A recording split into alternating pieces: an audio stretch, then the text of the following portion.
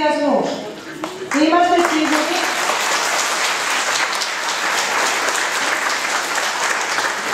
σίγουροι ότι ο συνδυασμός μας, με τη βοήθειά σας, θα είναι πρώτος, αφού πραγματικά στηρίζεται σε καταξιωμένους υποψήφιους συμβούλους, με όρεξη για προσφορά, νέους με τη δυναμική που τους διακρίνει και το μέλλον να τους ανήκει, και παλαιούς στα αυτοδιοικητικά με εμπειρία και δείγματα γραφής. Όλοι δε μαζί για ένα αύριο καλύτερο, αντάξει των προσδοκιών του συνόλου των δημοτών μας, για ένα αύριο που αξίζει σε όλους μας. Και τώρα θα παρακολουθήσουμε το πρώτο βίντεο με τα 8 χρόνια προσφοράς του συνδυασμού μας 2002-2010.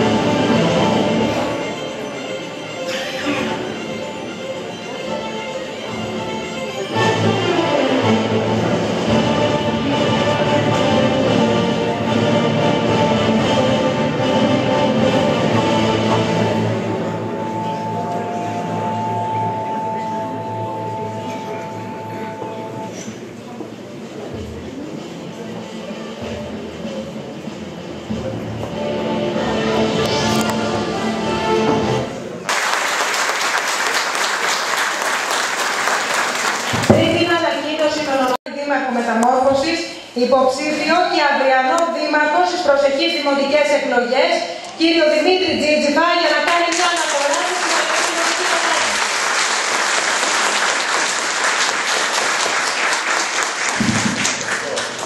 Δυστυχώς το είχαμε αναγγείλει, δεν το φέραμε, αλλά άμα έχω... Λοιπόν, από ένα μικρό λέει, μαθαίνεις την αλήθεια. Τώρα μου έλεγε η εκδομή μου, πριν από λίγο, μου λέει παππού, με το αγαθό, έτσι το μυαλουδάκι, το μικρό, λέει μέσα σε 8 χρόνια γίνανε αυτά τα έργα και όμως γίνανε. Ούτε και εγώ δεν το πιστεύω.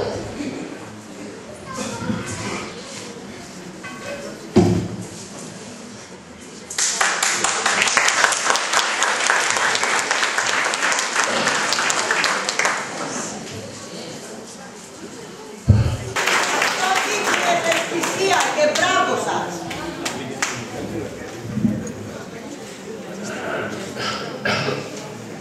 Λοιπόν, είμαι συγκινημένος γιατί βλέποντας αυτό το έργο. Δηλαδή, μιλάμε τώρα για μεγάλα έργα και τα μικρά είναι πάρα πολλά, τα οποία πρέπει να φάμε 2 μέρες να τα λέμε.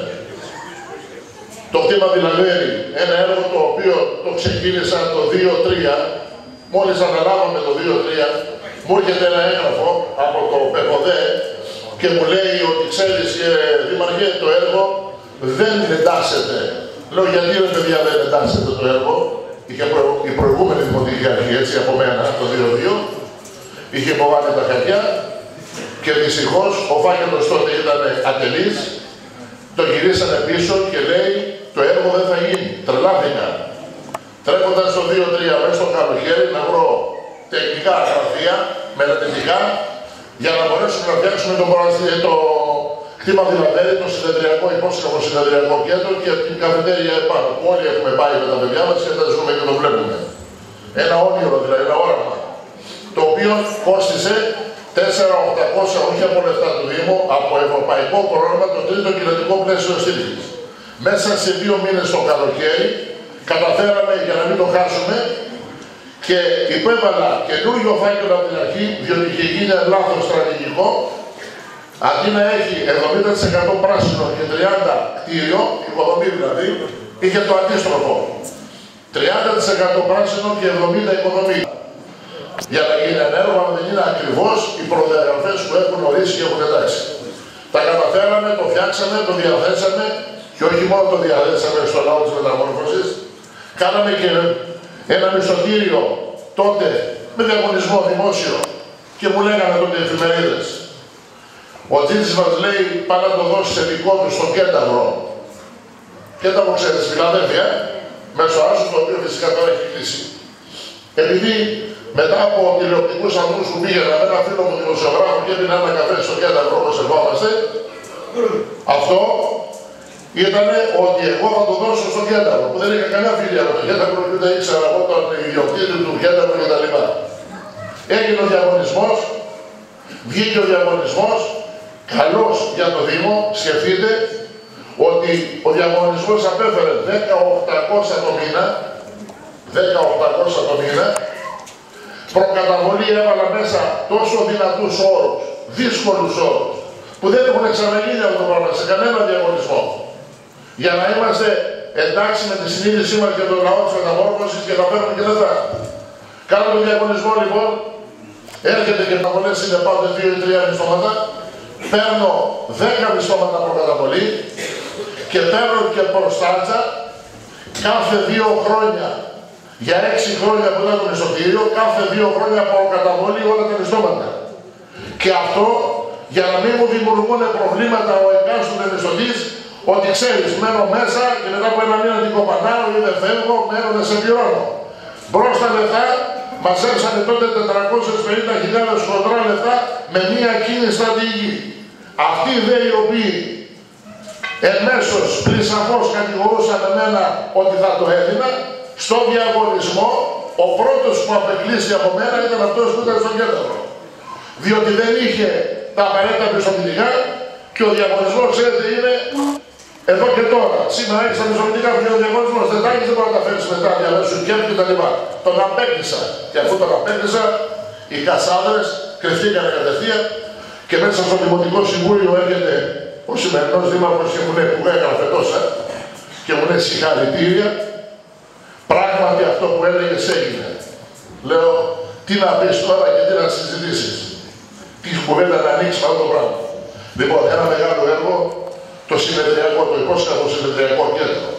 Να μιλήσουμε για το κολυμβητήριο, που όταν ανεβήκαμε στην εξουσία το 2-3, έρχεται ο εργολάβος και μου λέει, κύριε Δήμαρχε, εάν εγώ δεν πάρω 500.000 κάτση που οφείλονται, σταματάω το έργο.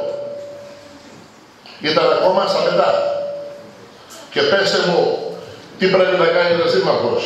Ή να το παρατήσει όπως είναι, να μην ξοδεύεται, γιατί έχουν υποθεί πολλά με τα δάνεια που λένε 1000 ή θα πρέπει να δώσει τα 500.000 και να πάρει και δάνειο 1,5 εκατομμύριο για να τελειώσει αυτό το στολίδι ολυμπιακό προδιαγραφό που λέγεται το κολυμβητήριο του Δήμου Μεταμόρφωσης. Καταλαβαίνετε ότι ένα κολυμβητήριο με ολυμπιακές προδιαγραφές, με 50 πισίνα και με 8 διαδρομές δεν μπορεί να γίνει την άλλη μέρα. 1,5 εκατομμύριο ζεστά λεφτά το Ταμείο Παρακαταθήκων και Δανείων πήγανε στο κολυμβητήριο. Ίσως να μην τα ξέρετε πιο πολύ, επειδή δεν ξέρω και αν ακούω κάτι στενοχωριέμαι. Πρέπει όλα να τα γνωρίζετε. Δηλαδή έπρεπε το κολυμβητήριο να το παρατήσω και να μην πάρω δάνειο 1,5 εκατομμύριο. Προτίμησα να πάρω δάνειο 1,5 εκατομμύριο και εκεί ξέρετε πολύ καλά ότι αφήνονται όλες οι ηλικίες. Δεν έπρεπε να το πάρουμε να το φτιάξουμε αυτό το στολίδι που λέγεται κολυμβητήριο. Το πήρανε. Το να το πάρεις όμως πρέπει να δανειστείς. Λοιπόν, 1,5 εκατομμύριο κρατήστε. Έπρεπε να ξεκινήσουμε να κάνουμε έργα υποδομής στο Δήμο Μεταμόρφωσης. Δεν μπορεί να ήταν ο Δήμος συνεχώς όπως ήταν. Έδειξε προηγουμένως τον κόμπο Κλειστένους, Γεωργίου Παπαδέρου και Παπαδιαμάτη. Το γνωρίζετε πολύ καλά. Αυτό που λέμε Κωστάκης Μεσογείτης, δωρητών οργανωσόμενος κτλ. Αυτός ο κόμπος δεν υπήρχε. Όσοι κατεβαίναμε από την κόβρηση, παίρναμε υποχρεωτικά Παπαδιαμάτη να κατεβούμε κάτω. Ηράκλειο δεν μπορούσε να πάει κανένας. Τολμήσαμε με νόμιμες διαδικασίες και ξέρετε ότι σας λέω εδώ δάνεια κτλ. Επειδή είναι πάνω από 1 εκατομμύριο, πάντα πηγαίνουν προληπτικό έλεγχο όλες τις συμβάσεις από το ελεκτικό συνέδριο. Με ορκωτούς εκτιμητές και στη συνέχεια για να μπορέσει να εκταμιευτεί το ποσό και να δοθεί στον αγοραστή ή στον πολιτή, θα πρέπει να το ελέγξει το ελεκτικό συνέδριο. Αλλά όλα ήταν με το ελεκτικό συνέδριο. Εκεί δώσαμε 500.000 για να γίνει αυτός ο κόμβος στην αγορά του μόνο από το Βλάβο το Μιχάλη. Όχι το έργο για να δώσει. Συνεχίζουμε στους παιδικούς σταθμούς. Η παιδική σταθμή, ξέρετε πολύ καλά, 12. Μπορούσα εγώ να πω, να φτιάξω άλλον έναν και για να κάνω 4. Μα ένα που μέτρωγε ότι πρέπει να εξυπηρετήσω το λαό της Μεταμόρφωσης, τον εργαζόμενο και την εργαζομένη, που τα παιδάκια μου δεν τα πάει. Αν δεν έχει δημόσιο να τα πάει να πληρώνει 300 και 400 ευρώ το μήνα, κάναμε 4, 2 βρεφικούς, 2 παιδικούς. Το αποτέλεσμα το σημερινό, 2 βρεφικοί, ο ένας είναι που εδώ στο προφητηλίο όσοι είναι, σταμάτησαν από 1η του 2011. Γιατί να σταματήσει. Εμείς είμαστε κουτί που τα λειτουργούσαμε. Όλα αυτά έχουν ένα κόστος. Σήμερα πήρα την προϊσταμένη των παιδικών σταθμών και μου είπε το εξής. Ότι από πλευράς εργατικού προσωπικού είναι μείον 60 άτομα. Από πλευράς παιδιών μείον 80 άτομα. Και όλα υπολειτουργούν. Έχουν απλήρωτους ακόμα. Παίρνουν δίμηνα, απαράδεκτα. Δεν μπορεί ένα μικρό παιδάκι 2,5 ετών, δεν λέω πιο μικρό γιατί δεν το κάνανε. Σήμερα υπολειτουργούν και δεν πληρώνονται. Δεν είναι δυνατόν να παίρνεις εν μέσω χρονιάς άτομα βρέφονιπιοκόμους και να αλλάζεις 2 και 3 φορές τους βρέφονιπιοκόμους και τα παιδάκια που έχουν επαναστάσει για μία βρέφονιπιοκόμα να τα αλλάζεις 3. Δεν γίνονται αυτά. Γι' αυτό και στο δημοτικό σχολείο τα πάει τα παιδιά, ξέρετε πολύ καλά, ο δάσκαλος που παραλαμβάνει τα παιδιά την πρώτη τάξη συνήθως συνεχίσει μέχρι Δευτέρα Τρίτη, μέχρι να πάρει τον τωρό τα παιδιά και να το πάρει κάποιος άλλος να σέρω. Είναι θέμα ψυχολογίας. Αυτό δεν καταλαβαίνω τι σημαίνει νίκη, τίποτα από αυτό το πράγμα. Όσα πάνε και όσα αρθούνε.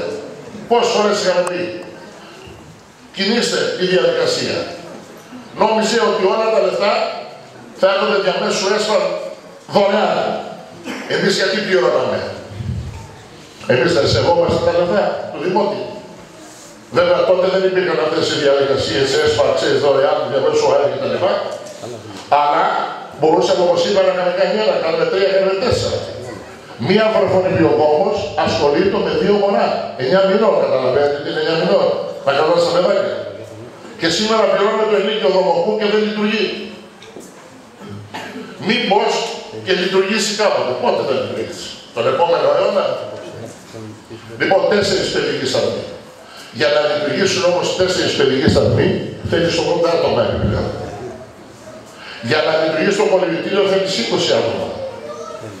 Γυμναστές, κολυβητές, ναυαγοστώσες, γιατρούς, συντηρητές, καθαριότητα. Για να λειτουργήσει το ασθενοφόρο μας, που το έχουμε πρώτο, ήταν όνειρο δικό μου και των συνεργατών, το οποίο σήμερα έχει καταργηθεί από 1η Πρώτου 11 δεν λειτουργεί. Με το πρόσχημα ότι δεν έχουμε γιατρό. Και τούμπα μέσα. Σοβαρολογείτε. Το 166 στο ΕΚΑΒ έχει γιατρό και δεν το ξέρω. Έχει οδηγό και νοσηλευτή.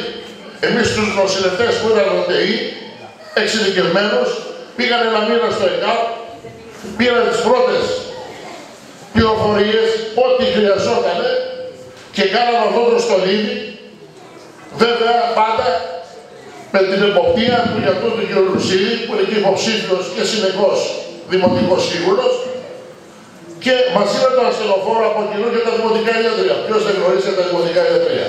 Εδώ δίπλα είναι πιο κάτω. Πηγαίνανε όλοι να ικανοποιηθούν, αντί να τρέχουν στο ΙΚΑ και τα λοιπά, να παίρνουν και τα λοιπά, σήμερα δεν λειτουργεί τίποτα. Λοιπόν, η μιζέρια στο μεγαλείο της. Πέστε μου εσείς ένα έργο που έχει γίνει σήμερα.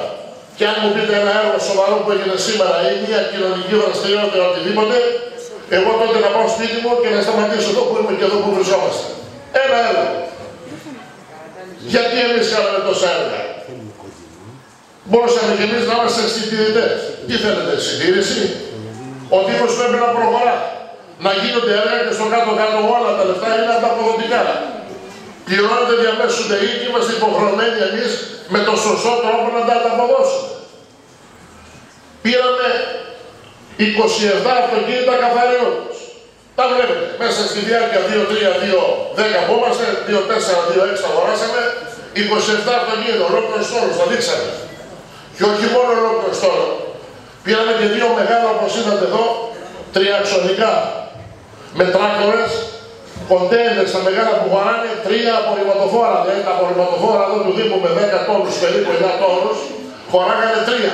Αντί να πηγαίνουν 3 αυτοκίνητα στο σωματερί, πήγαινε το 1. Εξοικονόμηση βενζίνες, εργατοώρες κτλ. Ανταλλακτικά, αυτά όλα είναι κόστος. Για να το αγοράσεις, θα αγοράσανε με λύση.